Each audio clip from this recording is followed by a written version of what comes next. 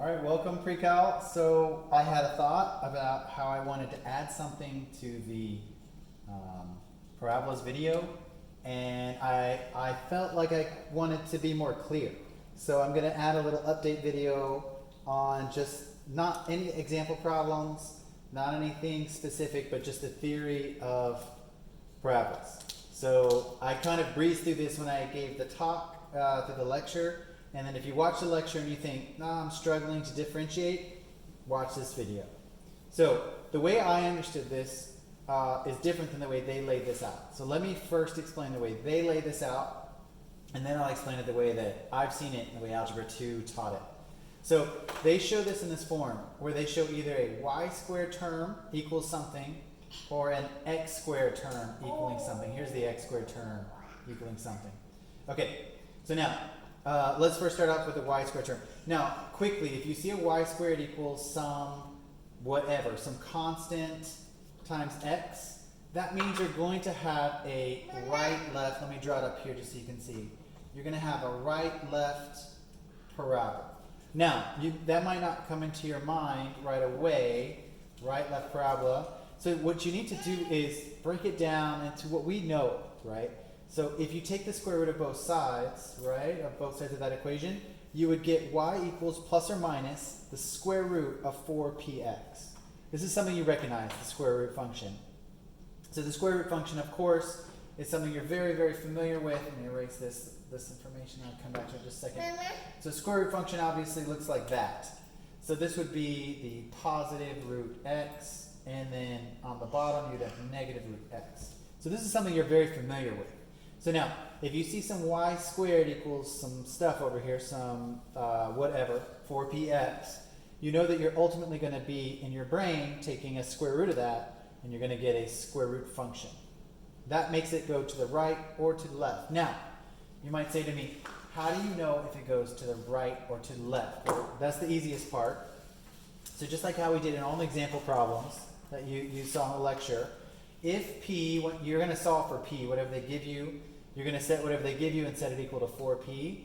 If your p value is greater than 0, that means if it's positive. If it's a positive value, anything greater than 0, it means that you're going to be going to the right. All right, that means that you're going to have some parabola to the right. That's all that means. And obviously you're going to be functioning from some vertex, right? And here's your axis. So when it says up here that the axis of symmetry for some y squared function is, sorry, let me get that back. So when it says up here the axis of symmetry is the x-axis, this makes sense. This is the x-axis. Okay, great. So that's when p is greater than 0. Another way you can think about this, and I think this is the even easier way to realize this, is that if you're given, let's draw that out again. If you're given some point, either at the origin or wherever, it doesn't matter, even if it's displaced, some hk, right? If you're given some p-value that's positive, that means the p-value is the distance from wherever the center is to the focal point, and it's going to the right. So some positive value would be to the right. And so if you know the focus is here and the center is here, then it must open to the right as well. Okay, so obviously that stands to say that opening to the left would be true for any p-values that are less than 0. So that would be negative p-values. Cool. So that would mean that it's going left, right? Wherever this focus point, let's say the center's here, and this is the focus, right? It's going to be to the left of it. Cool. Let me draw that out real fast. So say the center, just for brevity, is right at the origin.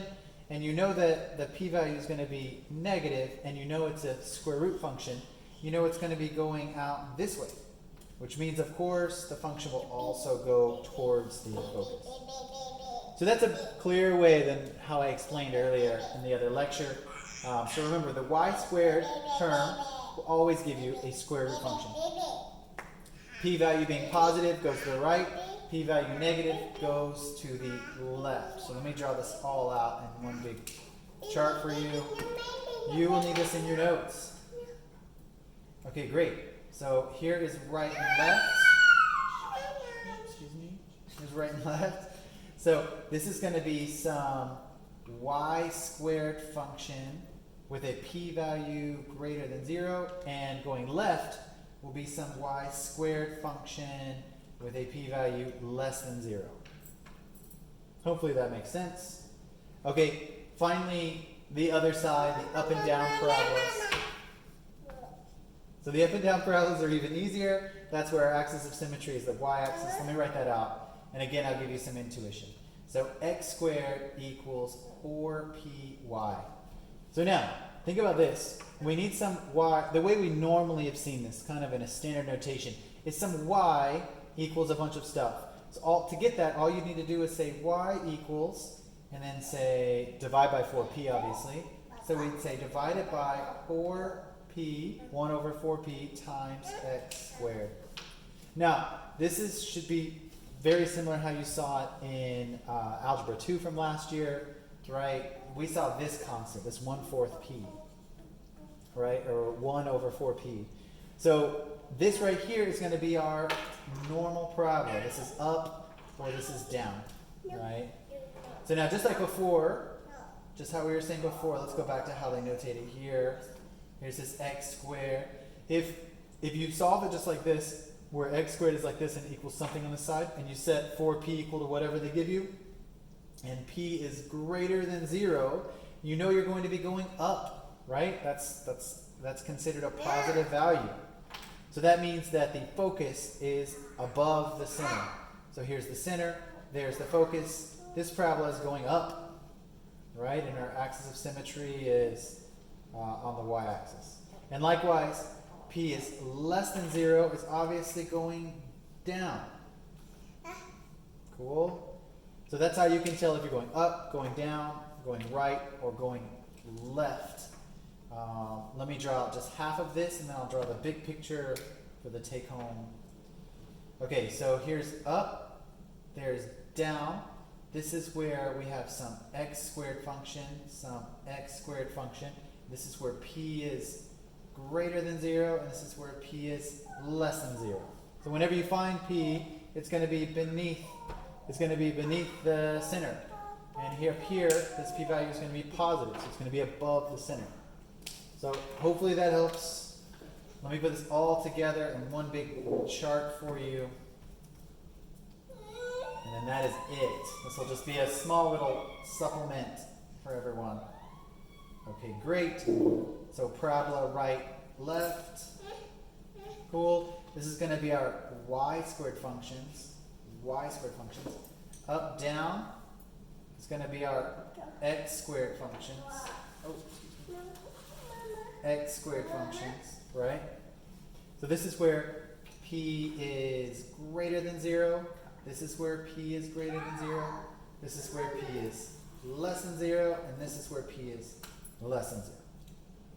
Okay, so I hope that helps. Just for a quick review, y squared with a positive p-value, y squared with a negative p-value, that's our right and left. X squared with a positive p-value going up, and x squared with a negative p-value going down. So that's all of our parabolas. This is how you can quickly figure out what you're dealing with, and hopefully that rings bells from Algebra 2. All right, good luck, everybody. Good luck on your homework. I'll send all these out. Hope to see you soon.